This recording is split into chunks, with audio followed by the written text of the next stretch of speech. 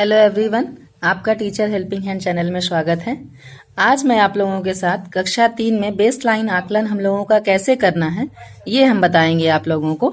इसमें ये आकलन हम लोगों को 25 तारीख तक कर लेना है, तो इसमें किस तरह से हमें आकलन करना है ये हम यहाँ पर देखेंगे। ये जो समृद्ध पुस्तिका हम लोगों को मिला है समृद्ध कार्यक्रम के अंतर्गत, इसमें बेस लाइन आकलन कैसे करें दिया हुआ है। इसमें हम लोगों को सबसे पहले क्या करना है कि शब्द पठन कार्ड जो है ये बच्चों को हम लोगों को पढ़ाना है। और सबसे पहले तो इसमें दिया है कि बच्चों को सहज बनाना है, जो कि इतने दिन से बच्चे आ रहे हैं तो हमारे सहज अब हो चुके हैं बच्चे, तो इसलिए स्टार्टिंग में हम लोगों ने नहीं किया है कि अब हम लोग बच्चों का जो है आकलन करेंगे। तो सबसे पहले हमको बच्चों को शब्द पठन कार्ड जो है उसको बच्चों को पढ़वाना है।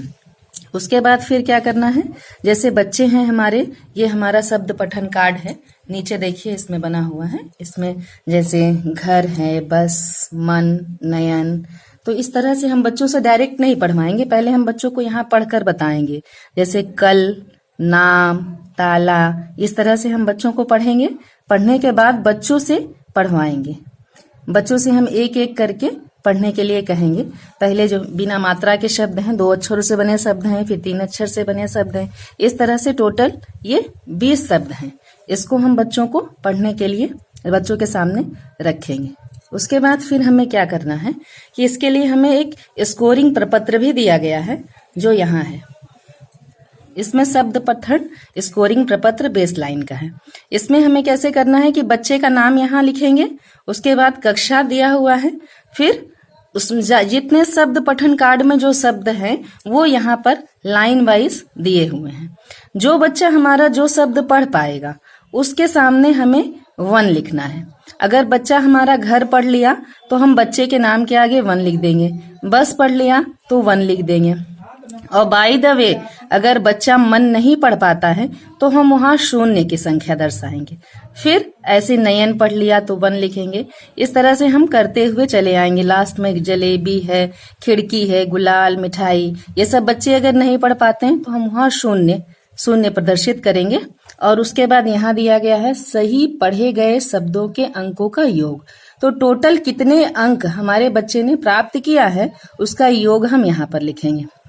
फिर इसमें एक चीज और क्या करनी है कि जो बच्चा हमारा 10 से कम संख्या पढ़ पाता है उसको हम बच्चे का स्तर, उसको स्तर 1 में रखेंगे, और 10 से अधिक पढ़ने वाले शब्दों के बच्चों को हम स्तर 2 में रखेंगे। यहाँ बच्चे का स्तर दिया हुआ है। इस तरह से हम बच्चों के लिए करेंगे, बच्चों का आकलन करेंगे। जैसे यहाँ पर भी देखिए दिया हुआ है कि आकलन के लिए शब्द कार्ड से पहले हमें शब्द पढ़वाना है, फिर स्कोरिंग प्रपत्र में अंक दर्ज करना है कि हमारे बच्चे ने कितना अंक प्राप्त किया है, फिर स्कोरिंग प्रपत्र में उपलब्धि का स्तर दर्ज करना कि हमारे बच्चा स्तर 1 में है या स्तर 2 में है। फिर उसी हिसाब से हमें बच्चे का समूह निर्धारण करना है और समूह के अनुसार ही बच्चों को शिक्षण देना है। इस तरह से यहाँ पर देखिए ये भी दिया है कि 10 या उससे कम शब्द अगर बच्चा हमारा पढ़ पाता है तो स्तर 1 में रहेगा, और 11 और इससे अधिक शब्द पढ़ पाता है तो स्तर 2 में रहेगा। इसमें एक चीज और हमें ध्यान देना है, ये ध्यान देना है कि अगर कोई बच्चा गलत शब्द पढ़े तो उस शब्द के नीचे 0 का निशान तो हमें लगाना ही है, लेकिन अगर बच्चा किसी शब्द पर 5 सेकंड से ज्यादा देर तक अटक जाता है तो उसे आगे के शब्द पढ़ने के लिए हम कहेंगे, और अटके हुए शब्द को हम गलत मानेंगे। इस चीज का हमें ध्यान रखना है।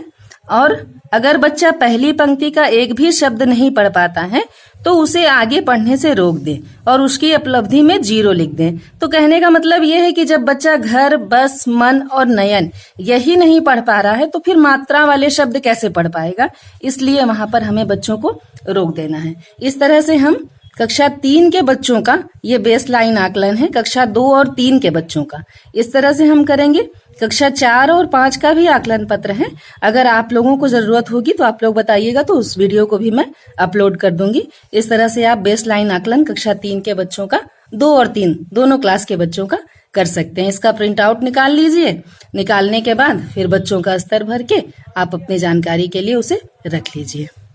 अगर आपको हमारा वीडियो थोड़ा भी हेल्पफुल लगा हो तो प्लीज मेरे चैनल को लाइक, सब्सक्राइब करें। Thank you.